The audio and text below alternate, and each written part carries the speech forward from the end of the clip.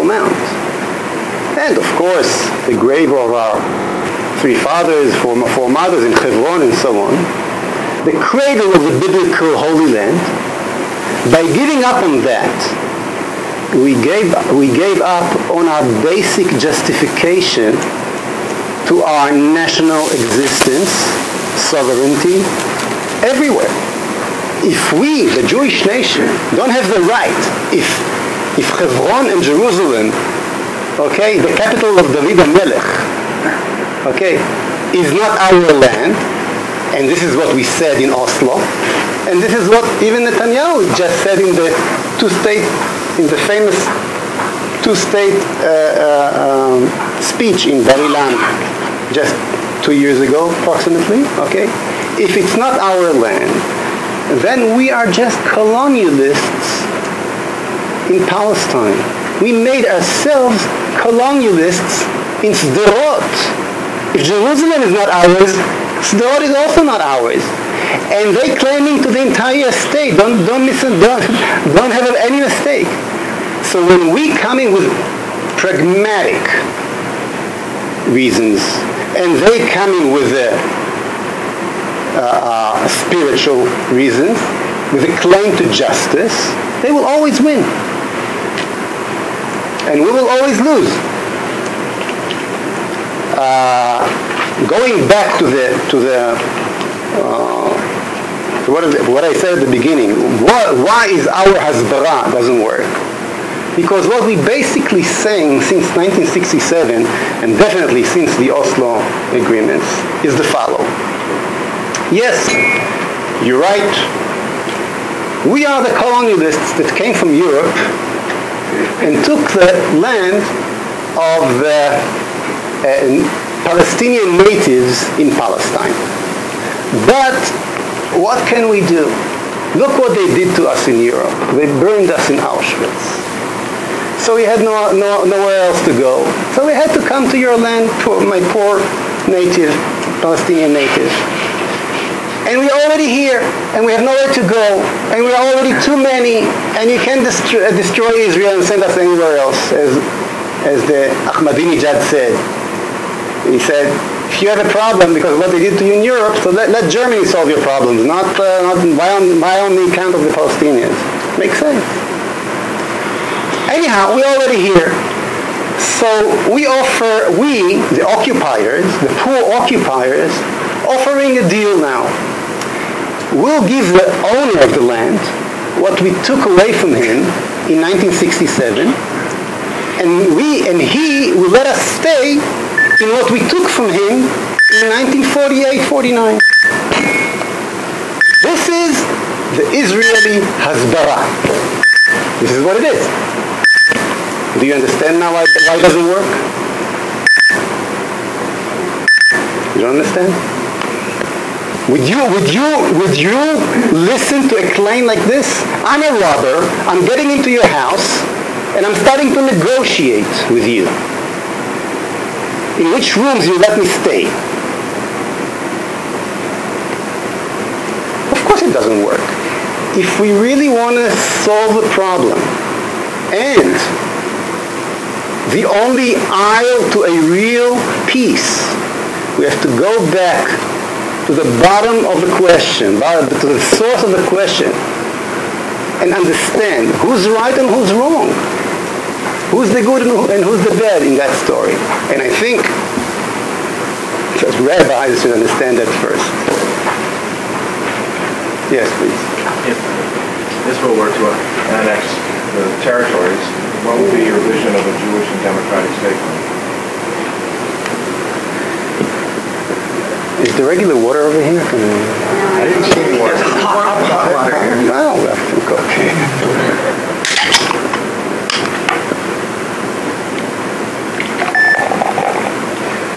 ברוך אתה אדוני אלוהינו מלך העולם שהכל נהיה.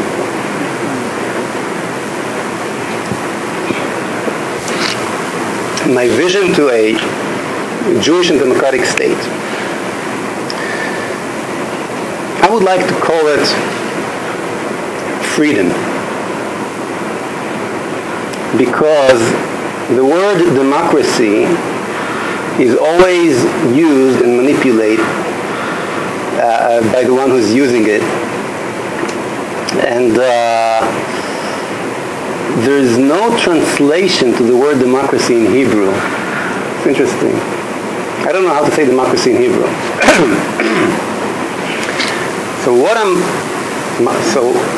My vision to a Jewish state is a free state, is liberty, if I may say. It reminds very much the vision that the founders of the United States of America looked to achieve, which is freedom. And when they did, the source that they looked at was the Bible. I believe that the source of freedom is the belief in one God and the spirit of the prophets of Israel. And it seems like that the founders of the United States of America understood that. And this is basically my vision in the original place with the original people.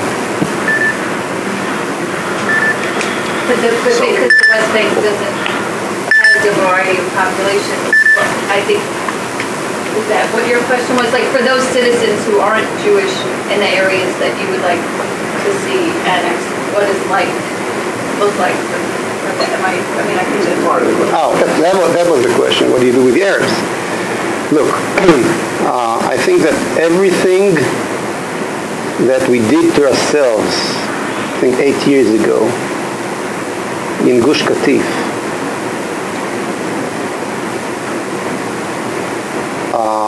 which was against every human right, basic human right you can think of. I think we are not allowed to do this to any human being and not to the Arabs. I did not see all the human rights organizations getting up and screaming and yelling, how come you're dragging 10,000 people out of their homes, legal homes? But I am not talking about that right now. Whatever we did there to the Jews, to our own brothers and sisters, we are not allowed to do to the Arabs as long as they accept the Jewish sovereignty on their homeland.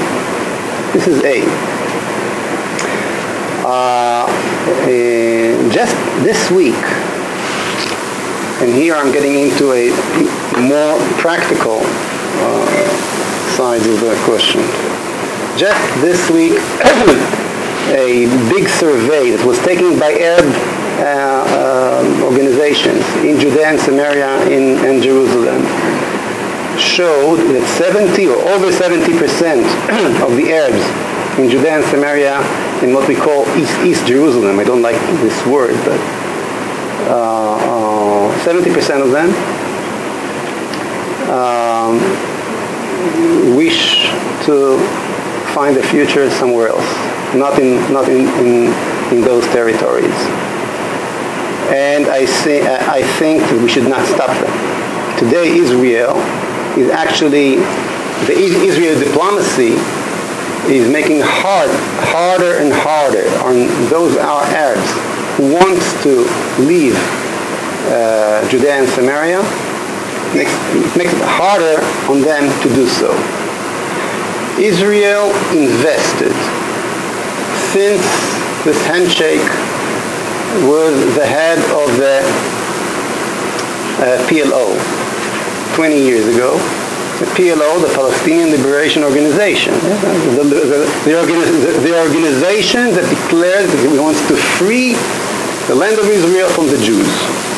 This is what it is, the whole land of Israel.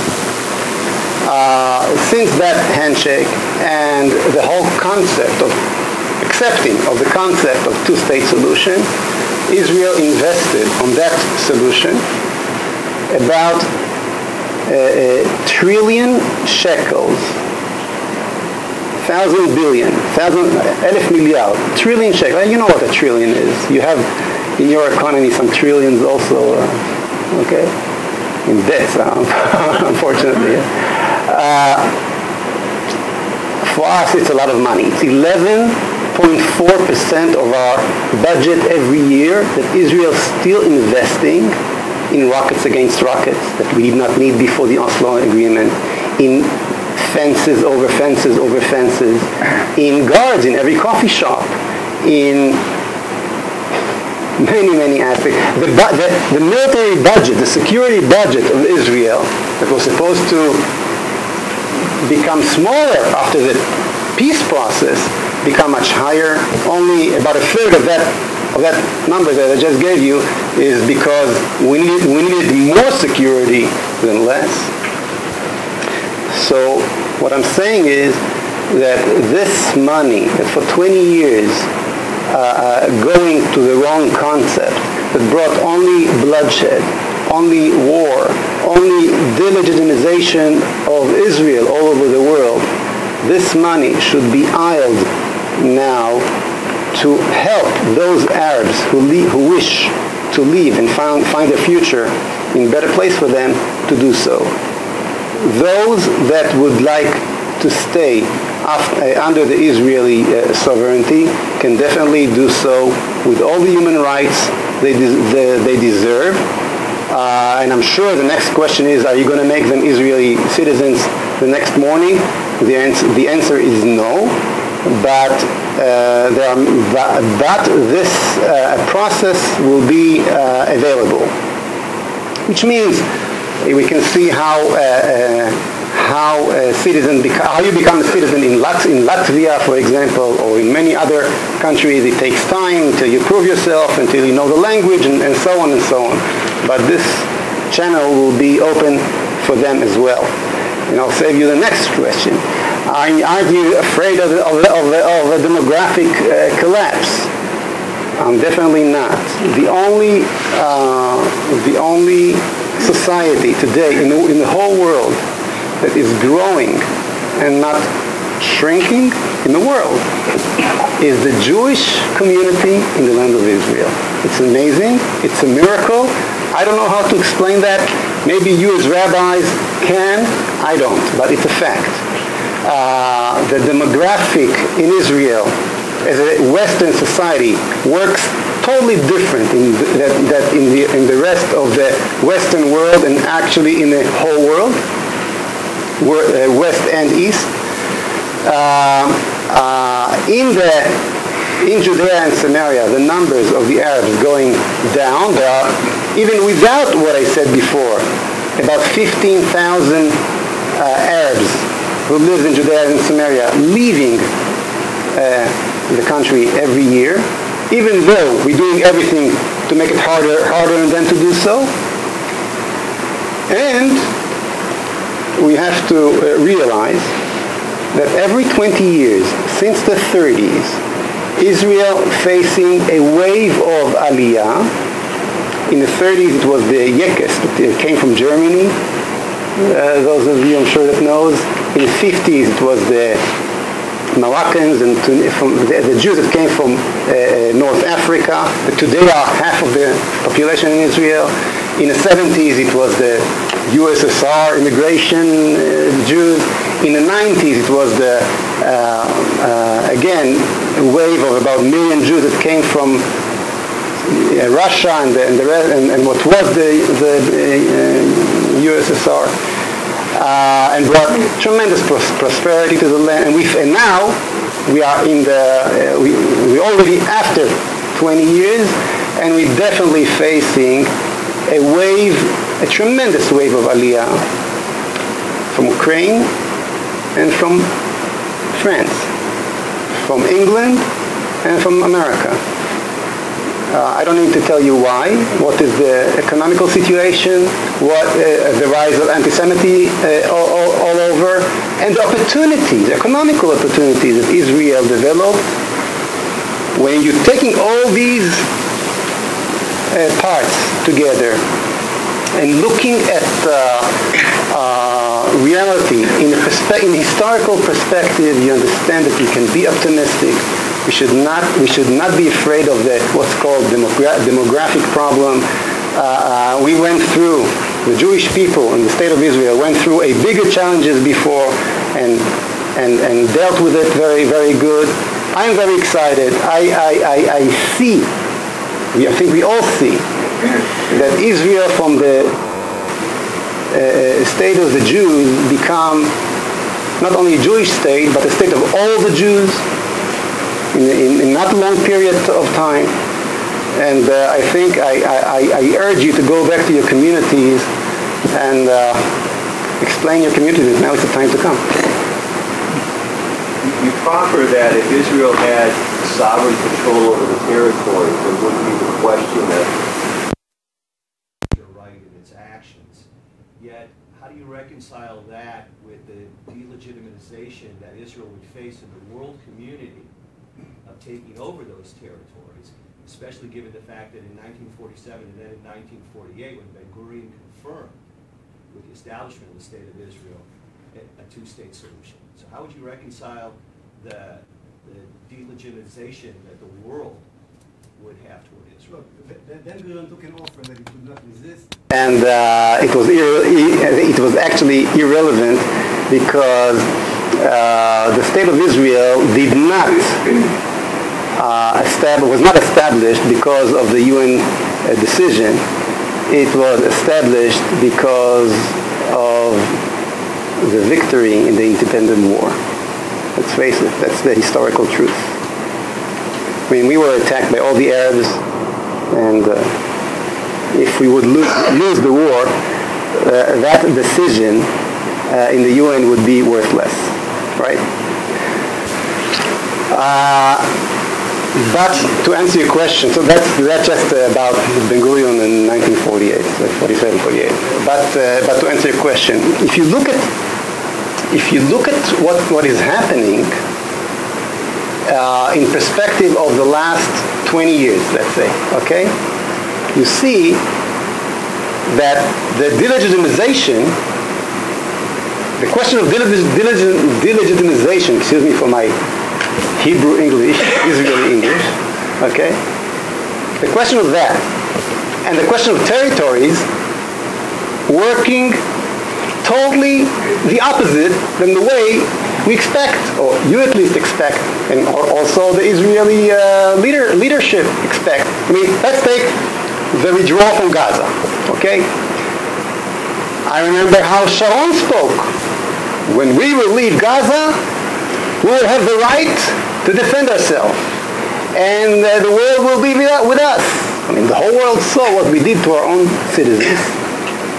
We did exactly what you guys, Mr. World, dear world, expected from us. We withdrew from the territories.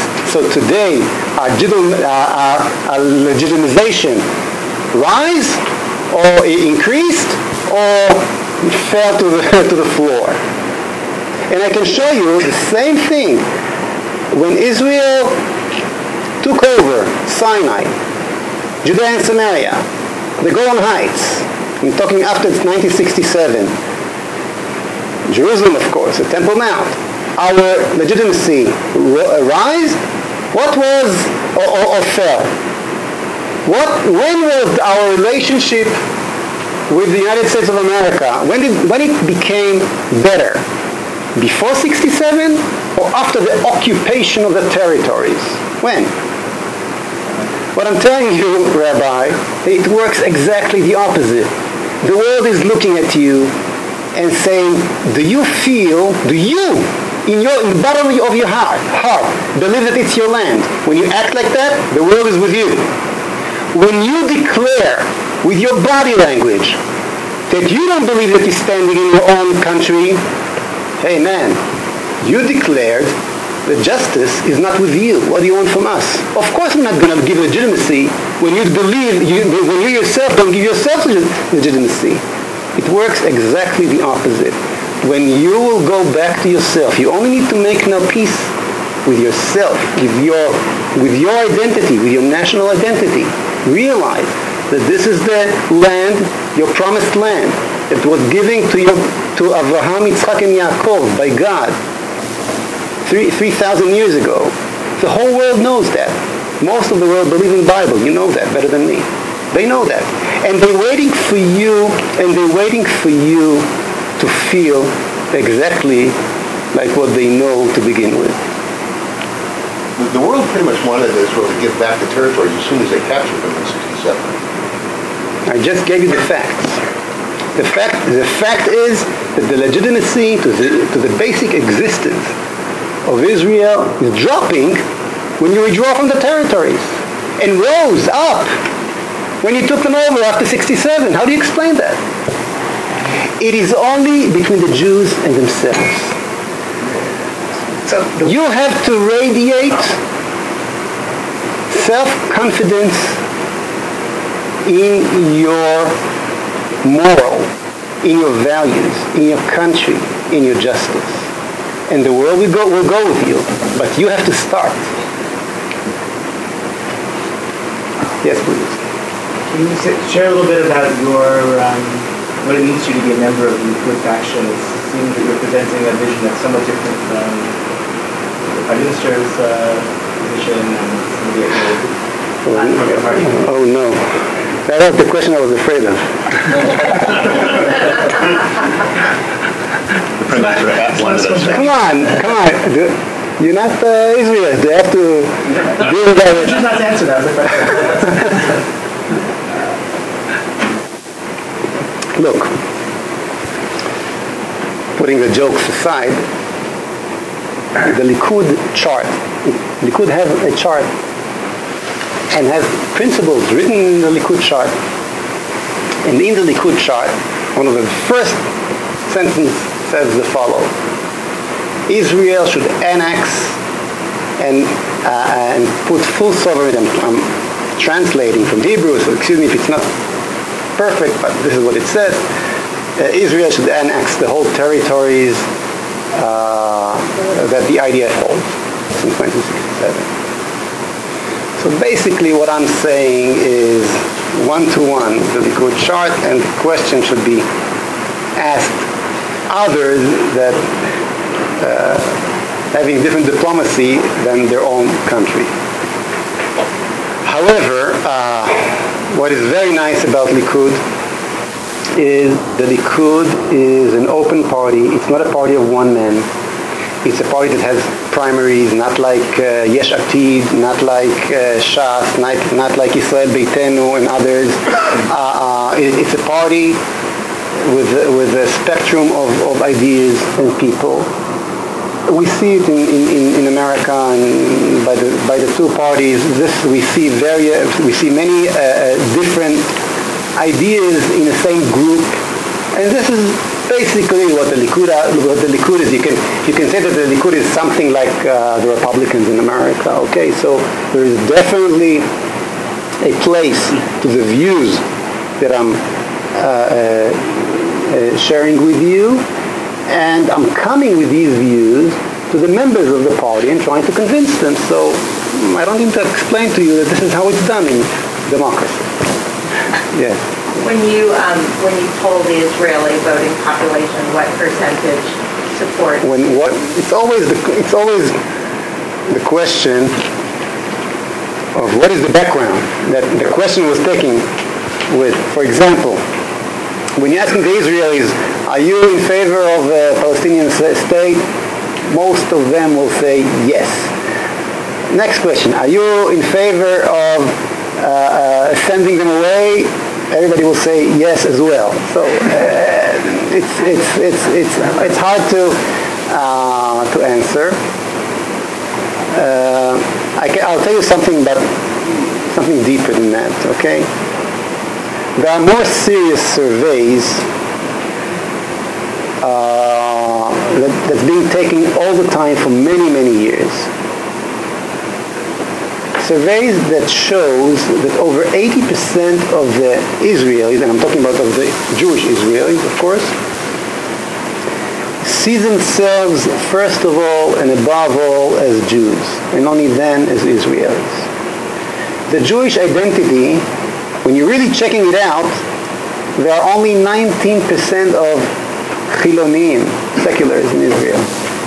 The face of the Israeli society is, I think, over 60% of the Israeli male putting tefillin once a week, for example.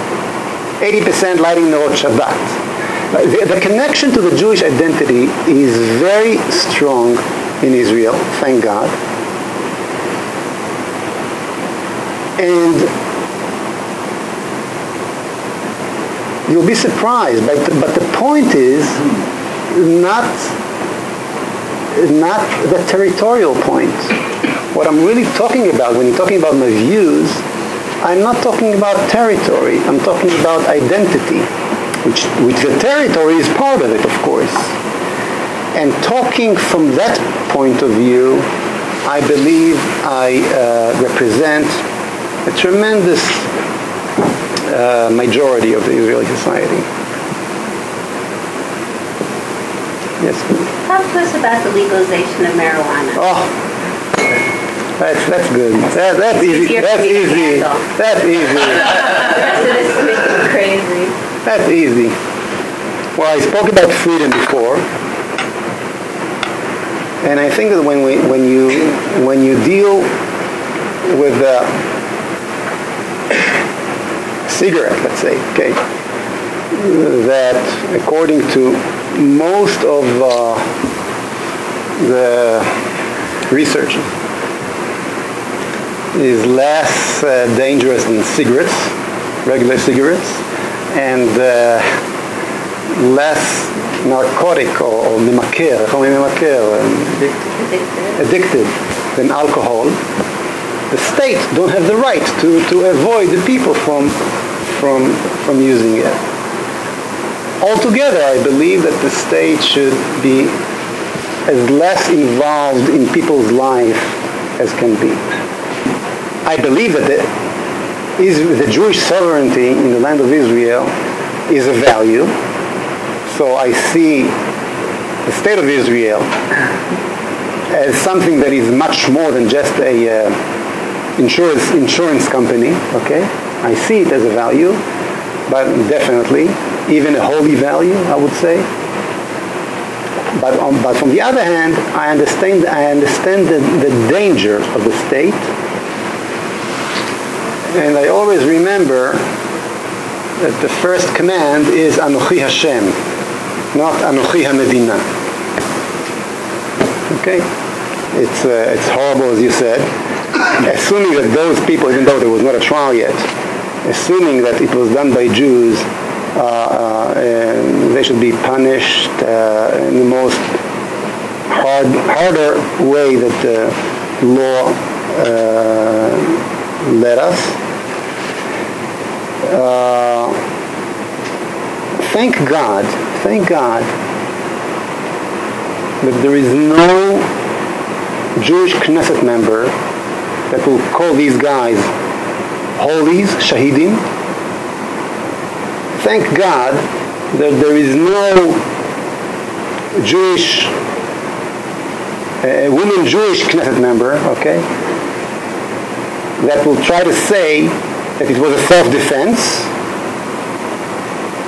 as some Arab Knesset members said about what happened with the 3 boys, or what happened with other Arab terrorists.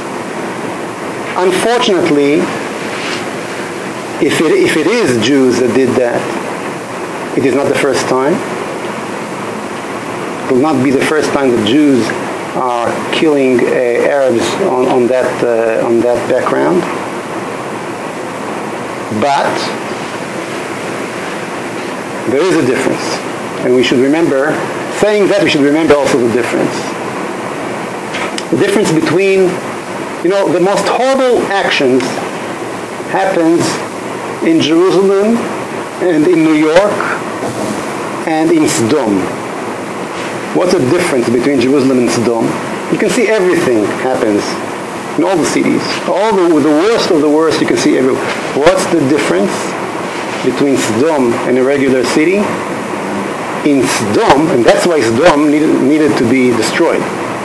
In Sodom, these actions got the legitimacy of the people and of the leadership. And this is the difference. Thank you very much.